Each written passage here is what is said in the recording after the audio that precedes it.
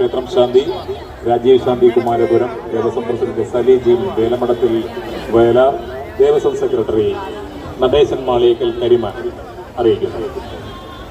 കൊടിങ്കളം ശ്രീ മഹാദേവ ക്ഷേത്രത്തിലെ കലശോത്സവവും കളമെഴുത്തും പാട്ടും നടക്കുന്നത് ഏപ്രിൽ മാസം 11-ാം തീയതിയും 12-ാം തീയതിയും. അതുപോലെ തന്നെ മായിത്ര ശ്രീകൃഷ്ണസ്വാമി ക്ഷേത്രത്തിലെ 19ാമത്